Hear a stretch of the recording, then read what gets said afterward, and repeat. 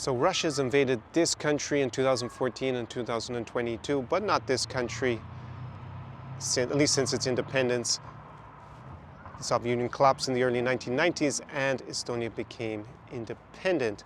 But Russia has invaded, of course, Ukraine, both in 2014 and most recently in 2022. We now have the largest war in Europe since World War II. But if you look at the two countries, Estonia has a pretty small population. I think it's about 1.3 million. And Ukraine had a population, at least before 2022, of over 40 million. Definitely back in 2014, it was over 40 million. And if you look at the respective militaries, then the Ukrainian military would dwarf the Estonian military. Both have land borders with Russia, so why did Russia pick on this country and not in this country?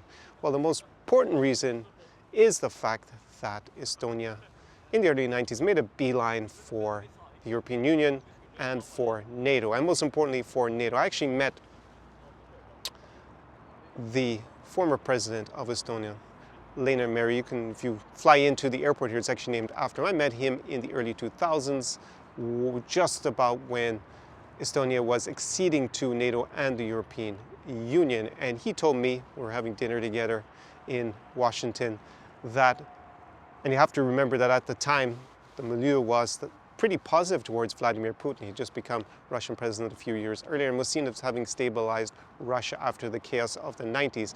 But he told me at this dinner that, to mark his words, that one day Russia will be strong again and it will invade every part of the former Soviet Union that doesn't do what it wants and isn't in NATO.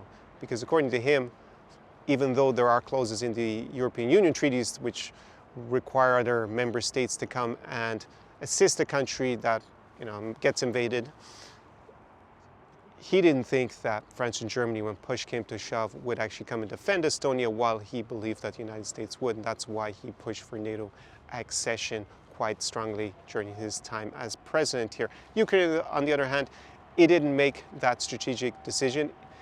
The Ukrainian elites in the 90s more or less wanted to hang out in Russia's sphere of influence.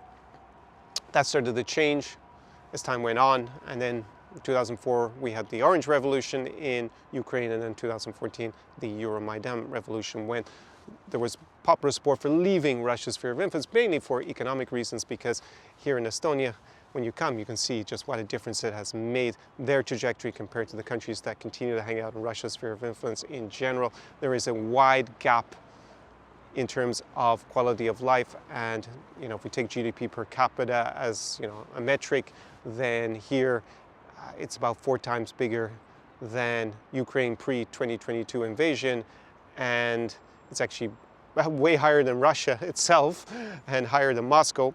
So yeah, the economics, it's about the economy, stupid, as that famous slogan went for, it's way back in time when Bill Clinton was running for president in the United States. So that is something to always remember, that the strategic decision to join NATO, which provides a security umbrella from the US, has meant that Russia has decided to invade Ukraine, not part of NATO, in 2014 and 2022. And in fact, in 2008, Russia invaded Georgia, another country that wasn't doing what it wanted, part of the former Soviet Union, but not part of NATO.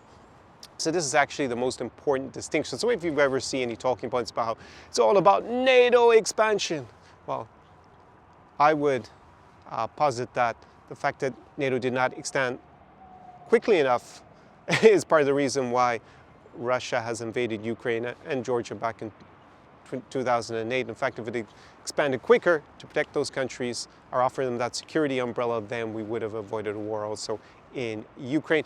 But that ultimately is not just the responsibility of NATO, it's also the responsibility of those countries themselves. They did not make the same decisions in the early 90s as 3 Baltic states have done. So I'll leave you with something to contemplate, especially in light of the US presidential elections. Donald Trump is now going to be the 47th president of the United States in late January. He will be inaugurated again. And he has made some concerning comments during speeches on the campaign trail that serve to undermine the credibility of NATO. Will the United States actually come and defend Estonia if Russia decides to invade?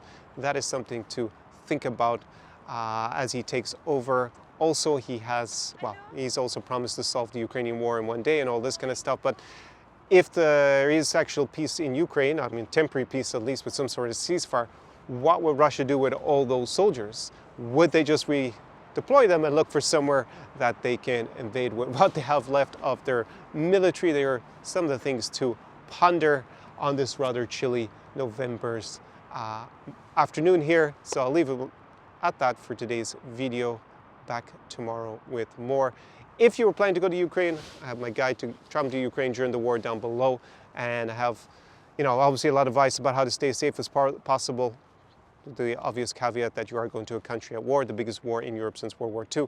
Plus, I have lots of hospitality recommendations in terms of cafes, bars, restaurants, all that good stuff in the major cities like Odessa, Kyiv, Lviv, Chernovtsi, Uzhhorod that you might be going to. So you can purchase that down below. There is a link. On that note, I will say bye-bye from Tallinn,